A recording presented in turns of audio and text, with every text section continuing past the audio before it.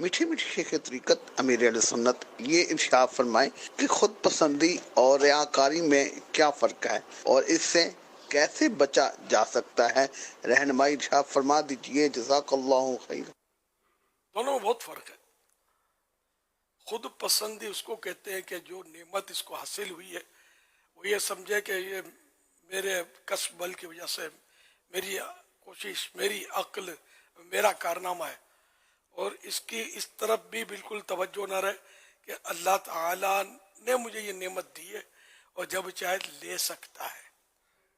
یہ توجہ ہٹا دینا اور اپنا کارنامہ سمجھنا کسی بھی نعمت کو، چاہے وہ عقل ہو، چاہے علم ہو، چاہے اچھی آواز ہو، چاہے کوئی بھی فن جانتا ہو، طاقت ہو، مال ہو، تو یہ اس کو اپنا اس کمال سمجھنا اور اس کے زوال کی طرف، اس کے ضائع ہونے کی طرف توجہ نہ رکھنا کہ اللہ جب چاہے وہ لے سکتا ہے۔ یہ خود پسندی کہلاتی ہے، خطرناک ہے۔ حدیث پاک میں ہے کہ مضمون اس طرح کے خود پسندی ایک لمحے کی، یا یہ بھول گیا میں، 70 سال کے اعمال برباد کرتی ہے، اس طرح کی روایت ہے۔ اور ریا جو ہے نا، اس کی ڈیفینیشن یہ تعریف کہ عبادت سے دوسرے کے دل میں اپنی عزت بنانا، اس کو اپنی ذات سے متاثر کرنا، اپنا مقام بنانا عبادت کے ذریعے۔ یہ ایک تعریف۔ ایک تعریف یہ ہے کہ ساتھ میں یہ بھی ہو تو بھی ریا تو ہے۔ دوسری صورت ریا کی یہ ہے کہ عبادت کے ذریعے مال حاصل کرنا، یہ بھی ریا ہے اور حرام ہو جاننے والا کام ہے۔ اب جیسے کہ امامت ہے، تو امامت بھی عبادت ہے، اس کی تنخواہ لیتے ہیں، مال حاصل کرتے ہیں، تو یہ ریا اس لیے نہیں ہے کہ اس کی علماء متقدمین نے قرآن و حدیث سے ہی روشنی لے کر اس کی اجازت دی ہوئی ہے۔ معاف کیجئے، متقدمین کی طرف سے تو منع ہی ہے، وہ متاخرین کی طرف سے اس کی اجازت ہے، اس کی واعظ کی اجرت۔ کیونکہ اگر امامت جو وقت دیتے امام صاحب، اگر تنخواہ نہ دی جائے، جو لوگ کہتے ہیں نا صحابہ کرام کے وقت میں نہیں تھا اور اب فلاں عمل کیوں ہے، یہ ان کی معلومات کے ڈیٹ کر رہا ہوں۔ اہل علم میری بات کا انکار نہیں کرے گا، جو نہیں ہو وہ انکار کرے گا، تو اس کو پتہ نہیں ہے۔ تو چاہے وہ کسی بھی طبقے سے تعلق رکھتا ہے، وہ بالکل یعنی کہ کوئی ثابت نہیں کر سکتا کہ صحابہ کرام تنخواہ لیتے تھے۔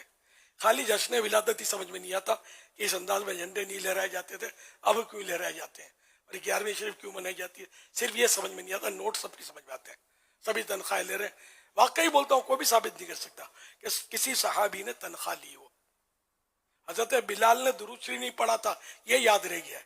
حضرت بلال نے مائک پر اذان نہیں دی تھی، یہ یاد نہیں ہے۔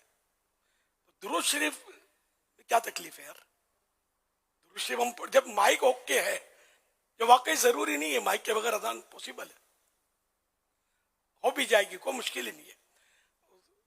تو درود شریف بغیر بھی اذان تو ہو جائے گی، لیکن مسلمانوں میں رائج ہو گیا تو منع بھی نہیں ہے، اور ثواب اور فضائل اس کے بے شمار سب جانتے ہیں۔ مائک کے فضائل کتنے، یہ لوگ اعلیٰ ہے۔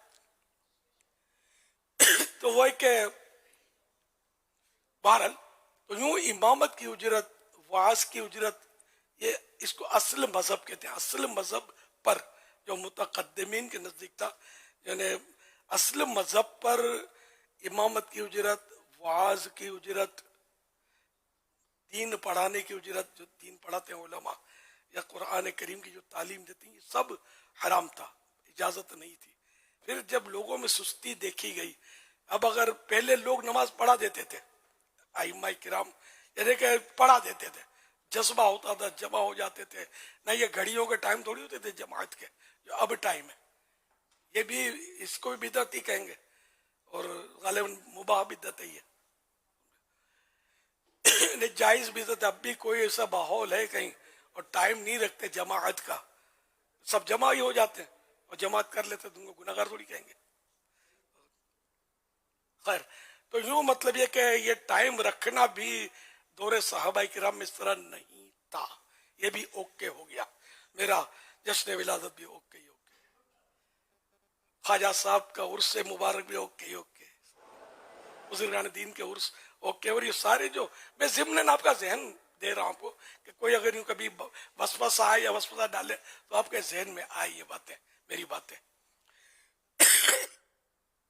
ہم جو کرتے ہیں نا، میں نے مثالیں ان کی دی، یہ ان سب کی شریعت میں اصل موجود ہے اور موقع پر وہ بھی بیان کی جاتی ہے۔ اب یہ کہ لوگوں کی سستی، اب امامت کی، امام کو تنخواہ نہ دو تو یہ بیچارہ نوکری دھندے کے لیے ادھر ادھر چلا جائے گا، پیٹ بھرنا ہے، بال بچوں کا مسئلہ۔ پہلے کیا ہوتا تھا، لوگ امام کی خدمت کرتے تھے، علماء کی خدمت کرتے تھے، یہ پڑھانے کے لیے، اور ان کو اجرت کی حاجت نہیں رہتی تھی، پیٹ تو مانگتا تھا اس وقت بھی، ابھی لیکن پہلے انداز یہ تھا کہ لوگ خود بخود حاضر کرتے تھے، نظر دیتے تھے، اور اب 2 پیسے دیں گے تو 10 کو سنائیں گے، یوں نکال کے دیں گے یا یوں دیں گے۔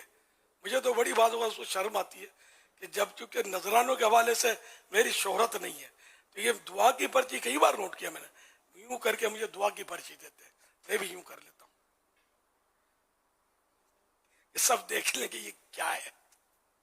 نذرانہ لینا گناہ نہیں ہے، لیکن میں ایک بات بتاتا ہوں، بہت شرم سی آتی ہے بعض اوقات کہ کئی آدمی اگر یہ دعا کی پرچی یوں دیں گے مجھے تو لوگ تو یہ بولے کہ بڑے مولانا کو تو مزے ہو پڑے، وصولی جاری ہے۔ یہ بھی میرے احساسات ہیں، ضروری نہیں کہ کوئی ایسا سوچے، وہ سوچے تو اس کی سوچ جائز تو ہے، لیکن یہ کہ ہمیں سب کی عزت نفس کا بھی خیال رکھنا چاہیے۔ تو یوں مطلب یہ کہ پہلے لوگ خدمت کرتے تھے، اب خدمت چھوڑ دی، اب کیا کریں؟